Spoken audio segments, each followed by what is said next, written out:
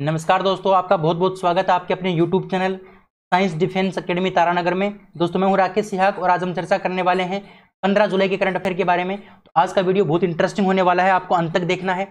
इसके साथ साथ अगर आप चैनल के ऊपर पहली बार हैं तो आप इस चैनल को सब्सक्राइब करेंगे, बेल आइकन को प्रेस करेंगे, वीडियो को आप लाइक करेंगे, शेयर जरूर करेंगे। ठीक है, तो आप किसी भी एग्जाम की तैयारी करते हो, चाहे आप नेवी की तैयारी करते हो, चाहे एयरफोर्स की तैयारी करते हो, चाहे आप एनडीए की तैयारी करते हो, हर प्रकार के एग्जाम के लिए इंपॉर्टेंट वीडियो है, अच्छे से आपको देखना है।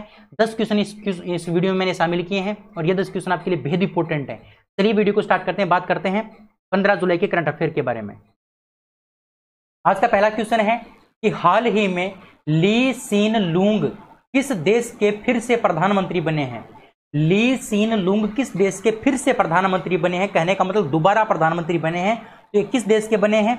तो इसका जो सही आंसर रहेगा वो रहेगा सिंगापुर। ऑप्शन नंबर बी आपका बिल्कुल करेक्ट है, सिंगापुर आपका बिल्कुल सही उत्तर होगा। तो सिंगापुर के जो प्रधानमंत्री बने हैं फिर से वो कौन बने हैं? ली सीन लूंग बने हैं। ठीक है, चलिए भाई आगे बढ़ते हैं। अब बात करते हैं कि जो पीपुल्स एक्शन पार्टी है, ध्यान से समझना इस बात को। पीपुल्स एक्शन पार्टी द्वारा सिंगापुर में हुए आम चुनावों में जीत हासिल करने के बाद ली सीन लूंग एक बार फिर से सिंगापुर के प्रधानमंत्री बन गए हैं। तो ये बहुत इंपॉर्टेंट बात है, बेहद जरूरी बात मैंने आपको बताई। आप अच्छे से इस बात को समझोगे कि जो मैंने आपको बताया कि जो हमारी ये मतलब ये जो पार्टी है जिसका नाम है पीपुल्स एक्शन पार्टी। क्या नाम है? पीपुल्स एक्शन पार्टी, जो सिंगापुर की एक पार्टी है। तो सिंगापुर की जो पार्टी है, इस पार्टी ने क्या किया, आम चुनाव जो हुए थे उसमें जीत हासिल कर ली और एक बार फिर से जीत हासिल करके किसको प्रधानमंत्री बना दिया? ली सीन लूंग को प्रधानमंत्री बना दिया।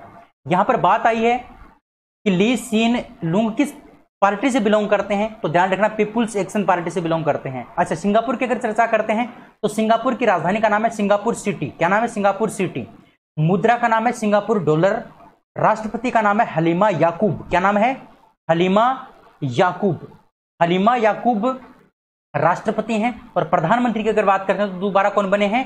प्रधानमंत्री बने हैं ली सीन लूंग बने हैं। ये सारी बातें आपको ध्यान रखनी थी सिंगापुर के बारे में और इस प्रधानमंत्री के बारे में। उम्मीद कर सकते हैं ये बात आपको बहुत अच्छे से समझ में आई होगी। अगर ये बात आपको समझ में आई है तो आप वीडियो को लाइक करेंगे, शेयर करेंगे और चैनल को सब्सक्राइब करेंगे। अगला क्वेश्चन है कि हाल ही में किस राज्य में ई वीडियो कॉन्फ्रेंसिंग के जरिए ई लोक अदालत आयोजित की गई? अच्छा, ई लोक अदालत आयोजित किस राज्य में की गई है? वीडियो कॉन्फ्रेंसिंग के माध्यम से। तो मैं आपको बता दूं, इसका जो सही उत्तर रहेगा वो रहेगा छत्तीसगढ़। ऑप्शन नंबर बी आपका बिल्कुल करेक्ट है, यानी छत्तीसगढ़ जो राज्य है, छत्तीसगढ़ राज्य में ई वीडियो कॉन्फ्रेंसिंग के जरिए ई लोक अदालत का आयोजन किया गया था। ठीक है, ई लोक अदालत का आयोजन कहां पर किया गया? छत्तीसगढ़ राज्य में किया गया। अच्छा, ये ई लोक अदालत होती क्या है, इसके बारे में चर्चा करते हैं। देखिए, लोक अदालत वीडियो कॉन्फ्रेंसिंग के माध्यम से की जाएगी जिसमें पक्षकार और वकील को न्यायालय में आने की जरूरत नहीं पड़ेगी। वह घर में बैठे ही क्या कर सकते हैं? वीडियो कॉन्फ्रेंसिंग के जरिए अपने मामले को निपटा सकेंगे। यानी जो भी हमारे मतलब वकील होता है और जो भी मतलब कोई मतलब पक्षकार होता है, या फिर उसकी हम बात करते हैं कोई मतलब गवाह होता है या फिर कोई अपराधी होता है, गवाह या फिर अपराधी होता है या वकील होता है, तो उसको कहां आने की जरूरत नहीं पड़ेगी? उसको न्यायालय में आने की जरूरत नहीं पड़ेगी।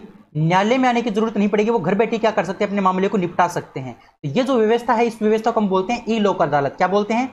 ई लोक अदालत बोलते हैं। अच्छा, ई लोक अदालत का जो शुरुआत है वो कहां पर की गई? छत्तीसगढ़ में की गई।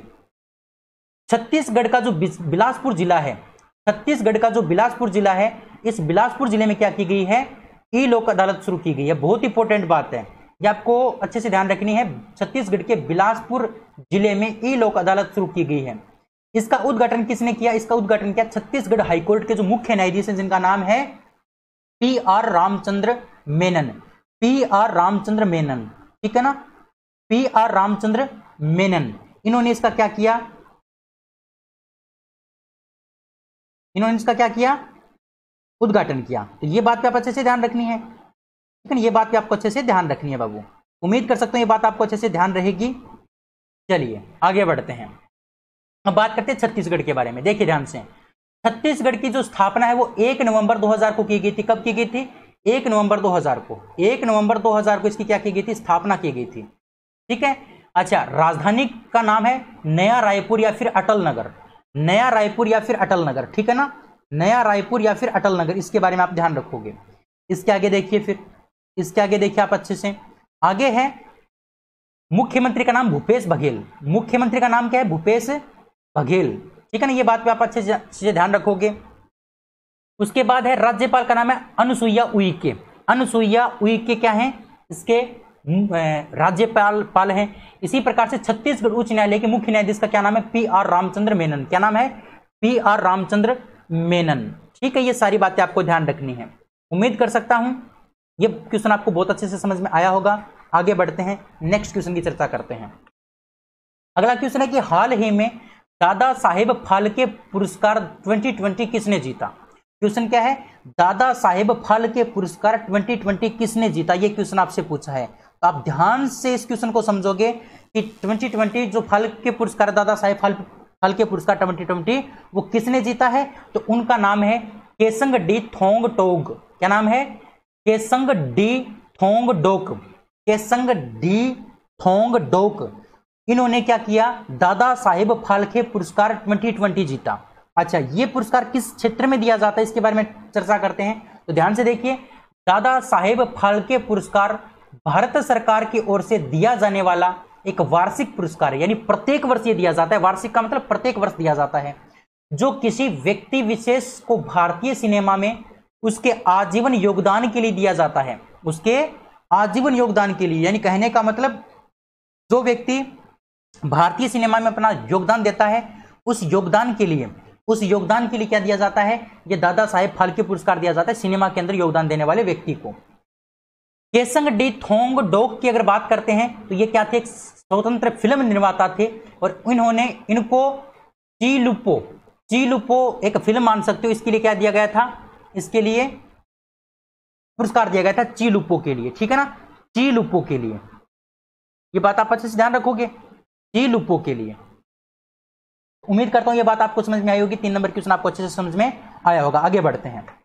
अगला क्वेश्चन है कि हाल ही में किस भारतीय क्रिकेटर के खिलाफ कॉन्फ्लिक्ट ऑफ इंटरेस्ट की शिकायत दर्ज की गई है। कॉन्फ्लिक्ट ऑफ इंटरेस्ट की शिकायत किस भारतीय क्रिकेटर के खिलाफ की गई है, यानी झगड़ा टक्कर, इसको आप कॉन्फ्लिक्ट का मतलब होता है झगड़ा या फिर टक्कर। तो कॉन्फ्लिक्ट ऑफ इंटरेस्ट की शिकायत दर्ज किस भारतीय खिलाड़ी के खिलाफ की गई है, तो मैं आपको बता दूं भारतीय टीम के कप्तान विराट कोहली के खिलाफ। किसके खिलाफ, भारतीय टीम के कप्तान विराट कोहली के खिलाफ कॉन्फ्लिक्ट ऑफ इंटरेस्ट की शिकायत की गई है, ठीक है। ये बात आप अच्छे से ध्यान रखोगे, बहुत इंपॉर्टेंट क्वेश्चन है। आगे बढ़ते हैं। अगला क्वेश्चन है कि हाल ही में किसने बीमा कंपनियों को कोरोना कवच बीमा पॉलिसी लॉन्च करने की मंजूरी दी है। अच्छा, आपको यह बताना है कि किसने बीमा कंपनियों को कोरोना कवच बीमा पॉलिसी लॉन्च करने की मंजूरी दी है। आप ध्यान रखोगे, किसने दी है, IRDAI ने दी है। किसने दी है, IRDAI ने दिया। ऑप्शन नंबर सी आपका बिल्कुल करेक्ट हो जाएगा। IRDAI ने बीमा कंपनियों को कोरोना कवच बीमा पॉलिसी लॉन्च करने की क्या दी है, मंजूरी दी है। उम्मीद कर सकता हूं यह बात आपको बहुत अच्छे से समझ में आ गई होगी। कोरोना कवच बीमा पॉलिसी लॉन्च करने की जो मंजूरी है बीमा कंपनियों को, वो किसने दी है, IRDAI को आई ने दी है। अच्छा, इसके बारे में और डिस्कस करते हैं। देखिए ध्यान से, एक स्टैंडर्ड कोविड विशिष्ट उत्पाद तैयार किया है। इस पॉलिसी का लाभ 18 से लेकर 65 वर्ष के बीच के जो व्यक्ति वो क्या कर सकेंगे, उठा सकेंगे। जिस व्यक्ति का बीमा है उसको ये कोरोना कवच बीमा पॉलिसी मिलेगी, ठीक है। अच्छा, यहां पर बात IRDAI की है, तो IRDAI की फुल फॉर्म क्या है, तो ध्यान रखोगे, insurance regulatory and development authority. Insurance regulatory and development authority यानी बीमा विनियामक और विकास प्राधिकरण। अगर हिंदी के अगर आप याद रखोगे तो बीमा विनियामक और विकास प्राधिकरण इसकी क्या है, फुल फॉर्म है हिंदी के अंदर। इसका मुख्यालय कहां पर है, हैदराबाद में। इसका मुख्यालय कहां पर है, हैदराबाद में है। ये बात आप अच्छे से ध्यान रखोगे। उम्मीद करता हूं ये बात आपको समझ में आ गई होगी, ठीक है। तो बीमा कंपनियों को कोरोना कवच बीमा पॉलिसी लॉन्च करने की जो मंजूरी है वो किसने दी थी, IRDAI ने दी थी। इसके बारे में हमने अच्छे से चर्चा कर ली। आगे बढ़ते हैं नेक्स्ट क्वेश्चन की ओर। अगला क्वेश्चन है कि हाल ही में जैक चार्ल्टन का निधन हो गया, वे कौन थे। जैक चार्ल्टन कौन थे जिनका हाल ही में निधन हो गया, तो आप ध्यान रखोगे ये क्या थे, फुटबॉलर थे। क्या थे, फुटबॉलर थे। ऑप्शन नंबर बी आपका क्या हो जाएगा, बिल्कुल करेक्ट हो जाएगा। ये एक फुटबॉलर थे जैक चार्ल्टन, जिनका क्या हो गया, हाल ही में निधन हो गया। क्या हो गया, निधन हो गया। चलिए इसके बारे में और डिस्कस करते हैं। इंग्लैंड की 1966 विश्व कप विजेता टीम के सदस्य रहे जैक चार्ल्टन का निधन हो गया। और दोस्तों मैं आपको बता दूं 1996 में देश के सबसे प्रतिष्ठित मानक पुरस्कार आइरिश सेन को क्या किया गया था, सम्मानित किया गया था। तो ध्यान रखोगे आयरिश पुरस्कार से इनको सम्मानित किया गया था, जैक चार्ल्टन को, जो इंग्लैंड टीम के फुटबॉलर थे। इंग्लैंड टीम के क्या थे, फुटबॉलर थे, फुटबॉल खिलाड़ी थे, जिनका हाल ही में क्या हो गया, निधन हो गया।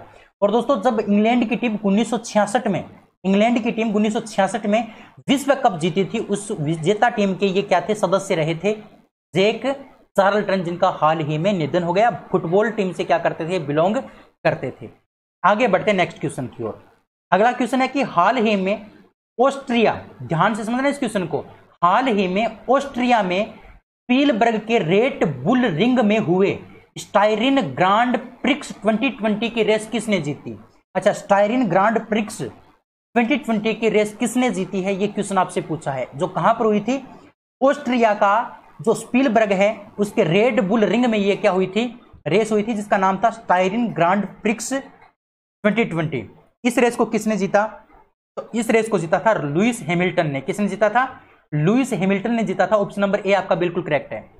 लुइस हैमिल्टन ने ऑस्ट्रिया में स्पीलबर्ग का जो रेड बुल रिंग था उसमें जो स्टायरिन ग्रांड प्रिक्स 2020 जो रेस हुई थी उसको जीता है। इस क्वेश्चन के बारे में और डिस्कस करते हैं।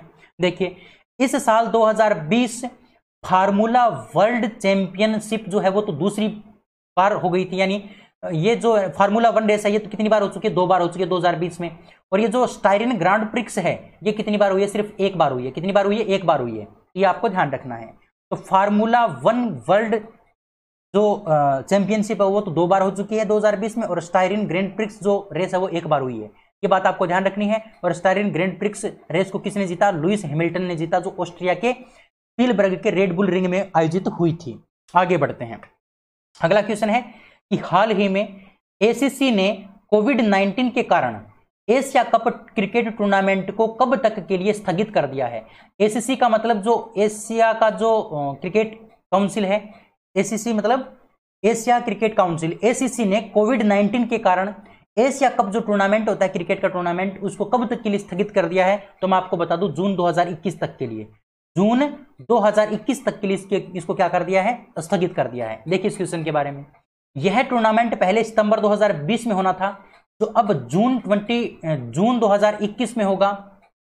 भारत टूर्नामेंट के इतिहास की सबसे सफल टीम है और पिछले 2 टूर्नामेंट जीतकर डिफेंडिंग चैंपियन भी है। पिछले 2 एशिया कप किसने जीते हैं, भारत ने जीते हैं, ध्यान रखना। और सबसे सफल टीम कौन सी है, भारत ही है इस एशिया कप के अंदर। तो एशिया कप पहले 2020 के सितंबर महीने में होना था, लेकिन अब वो जून 2021 तक के लिए क्या कर दिया है, स्थगित कर दिया गया है।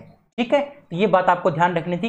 किसने किया, एसीसी ने किया, एशियन जो क्रिकेट काउंसिल है उसने क्या क्या कर दिया, इसे एशिया कप क्रिकेट टूर्नामेंट को आगे बढ़ा दिया 2021 तक। चलिए आगे बढ़ते हैं। अगला क्वेश्चन है कि विश्व मलाला दिवस कब मनाया गया। विश्व मलाला दिवस कब मनाया गया, यह आपसे क्वेश्चन पूछा गया है। तो विश्व मलाला दिवस जो मनाया गया था वो 12 जुलाई को मनाया गया था। कब मनाया गया था, 12 जुलाई को मनाया गया था। ठीक है, ये बात तो आपको ध्यान रखनी है, 12 जुलाई को विश्व मलाला दिवस मनाया गया। अच्छा, लड़कियों की शिक्षा के लिए आवाज उठाने के कारण तालिबान की गोलियों की शिकार बनी मलाला यूसुफजई का जो जन्मदिन है वो 12 जुलाई को आता है। और इस 12 जुलाई का जो दिन है वो पाकिस्तान और पूरी दुनिया में मलाला दिवस के रूप में मनाया गया। इंपॉर्टेंट बात है, यानी जो मलाला यूसुफजई है उनको 2014 में इनको नोबेल पुरस्कार भी मिला था, है ना। लड़कियों की शिक्षा की इन्होंने आवाज उठाई थी और इसके कारण इनको गोलियों का सामना भी करना पड़ा था।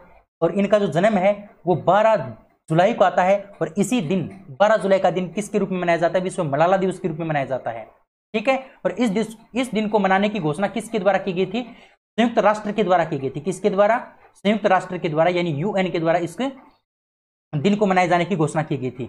वैसे संयुक्त राष्ट्र के बारे में आपको बहुत बार बता चुका हूं। इसके अध्यक्ष एंटोनियो गुटेरस, स्थापना 24 अक्टूबर 1945, सदस्य देश 193। उसके बाद इसका जो मुख्यालय है वो कहां पर है, न्यूयॉर्क में है। ये सारी बातें मैं आपको बता चुका हूं, कई बार बता चुका हूं संयुक्त राष्ट्र के बारे में। लेकिन मैं आपको बताता हूं 1 जुलाई से लेकर 14 जुलाई तक के जो इंपॉर्टेंट डे हैं उनके बारे में चर्चा करते हैं। देखिए ध्यान से, सबसे पहले बात करते हैं 1 जुलाई की। 1 जुलाई को कौन कौन से दिवस मनाए जाते हैं? तो डॉक्टर दिवस भी कब मनाया जाता है? 1 जुलाई को ही मनाया जाता है। राष्ट्रीय डाक दिवस भी कब मनाया जाता है? 1 जुलाई को। कनाडा दिवस भी कब मनाया जाता है? 1 जुलाई को। चार्टर अकाउंटेंट डे है वो भी कब मनाया जाता है? 1 जुलाई को मनाया जाता है। तो ये बात आपको अच्छे से समझ में आई होगी। ये 4 दिवस किस दिन मनाए जाते हैं? 1 जुलाई को मनाए जाते हैं। इसी प्रकार से 2 जुलाई को विश्व यूएफओ दिवस मनाया जाता है। यूएफओ दिवस, विश्व यूएफओ दिवस कब मनाया जाता है? 2 जुलाई को मनाया जाता है। अगर 4 जुलाई की बात करते हैं तो यूएसए का स्वतंत्रता दिवस कब मनाया जाता है? 4 जुलाई को मनाया जाता है। जिस प्रकार से भारत का स्वतंत्रता दिवस 15 अगस्त को मनाया जाता है, उसी प्रकार से यूएसए का स्वतंत्रता दिवस 4 जुलाई को मनाया जाता है। इसी प्रकार से आपको ध्यान रखना है, जुलाई 6 यानी 6 जुलाई की अगर बात करते हैं तो वर्ल्ड जूनोसिस डे कब मनाया जाता है? 6 जुलाई को मनाया जाता है। फिर बात आती है 11 जुलाई की, तो 11 जुलाई को 2 दिवस मनाए जाते हैं, विश्व जनसंख्या दिवस और राष्ट्रीय सादगी दिवस। विश्व जनसंख्या दिवस और राष्ट्रीय सादगी दिवस, ये दोनों दिवस कब मनाए जाते हैं? 11 जुलाई को मनाए जाते हैं। इसी प्रकार से 12 जुलाई को पेपर बैग डे और विश्व मलाला दिवस। विश्व मलाला दिवस और पेपर बैग डे, यानी विश्व मलाला दिवस के साथ साथ में पेपर बैग डे भी कब मनाया जाता है? 12 जुलाई को मनाया जाता है। और अगर हम 14 जुलाई की बात करते हैं तो बेस्टिल दिवस कब मनाया जाता है? 14 जुलाई को मनाया जाता है। तो उम्मीद करता हूं ये सारे दिवस आपको अच्छे से समझ में आ गए होंगे और मैं बार बार आपको रिपीट करवाता रहूंगा। जैसे जैसे आगे आगे बढ़ते जाएंगे वैसे वैसे दिवस आते जाएंगे, वैसे वैसे मैं आपको करवाता जाऊंगा। बिल्कुल आप निश्चिंत रहिए, अच्छे से आप इसको याद करते जाइए। आपको लास्ट तक मैं पूरा कन्फर्म याद करवा दूंगा, जिस प्रकार से मैंने आपको जून महीने के याद करवाए थे। ठीक है, आगे बढ़ते हैं। अगला क्वेश्चन है आज का 10वां क्वेश्चन कि भारतीय रेलवे ने निम्न में से कब तक रेलवे को ग्रीन रेलवे बनाने की घोषणा की है? यानी रेलवे को कब तक ग्रीन रेलवे बनाने की घोषणा की है भारतीय रेलवे ने, यह आपसे पूछा गया है। तो मैं आपको बता दूं, साल 2030 तक भारतीय रेलवे ने रेलवे को ग्रीन रेलवे बनाने की क्या की है? घोषणा की है। ठीक है ना, रेलवे को ग्रीन रेलवे बनाने की घोषणा कब तक की है? साल 2030 तक। कब तक? साल 2030 तक। ठीक है ना, ये बात आपको ध्यान रखनी है। अच्छा, ग्रीन रेलवे का मतलब क्या, देखिए समझिए इस बात को। रेलवे ने 2030 तक विभिन्न उपायों को अपनाकर अपने कार्बन उत्सर्जन को शून्य करके पूरी तरह से हरित होने का लक्ष्य निर्धारित किया है। यानी जो मतलब धुआं निकलता है, जो कार्बन निकलता है, उस कार्बन उत्सर्जन को बिल्कुल शून्य कर दिया जाएगा 2030 तक। ट्रेनों से जो मतलब कार्बन उत्सर्जित होता है ना, धुआं उत्सर्जित होता है, उस उत्सर्जित धुएं को कम कर दिया जाएगा, बिल्कुल शून्य कर दिया जाएगा। और रेलवे को क्या कर दिया जाएगा? पूरा हरित कर दिया जाएगा। ठीक है, इसे हम क्या बोलते हैं? ग्रीन रेलवे बोलते हैं।